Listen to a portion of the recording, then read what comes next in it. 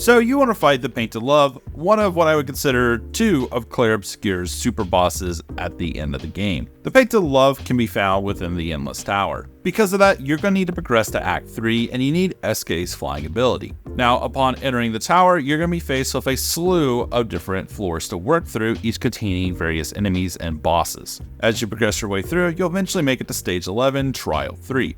This is the final floor within the Endless Tower, and it has the Painted Love. Despite the Painted Love being a symbolic representation of how Clair wishes her parents were back together in a healthy way, it's actually two bosses in one, but they share a health bar. Because of this, you don't need to split up your damage. You can prioritize just focusing on one of the enemies. The only thing here that does kind of matter is when it comes to burn stacks, you don't want to split up your burn stacks because it does apply to each of these enemies individually, despite them sharing a health bar. So again, I just recommend focusing on one of these two enemies and calling it a day. Now, if you have not completed the main story of Clair Obscur, I recommend going to do that first. The Painted Love combines the Paintress's or Aline's movesets along with the Conductor or Renoir's. Now, I did find the best way to approach this is not to go for long-winded battles. You don't want to have just a very slow battle. I really recommend just going in and focusing on DPS. The tried and true tactic of Versa building burn stacks for Mael, who could then use Burning Canvas and really deal some big damage, is a good go-to here. I also found that Lune was additional damage or acted as a general support character to revive anybody who died. If you want to go CL and essentially set up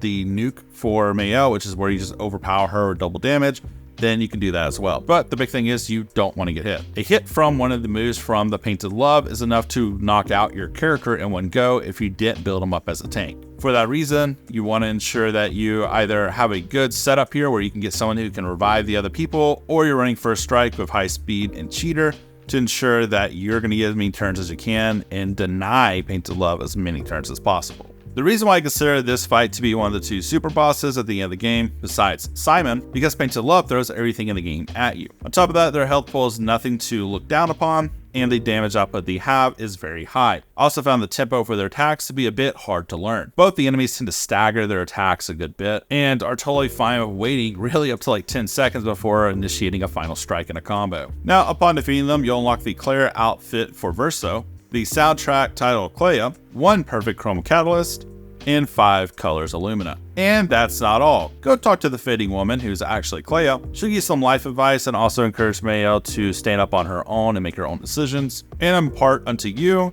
the white version of Mael's signature hair. And that's it. You have beaten the Endless Tower and the Painted Love. If you haven't already, it's time to tackle the second endgame super boss, Simon, found in Renoir's drafts. And if you're not sure where to go, well, we have a video on that here on thegamer.com or on the Gamer YouTube.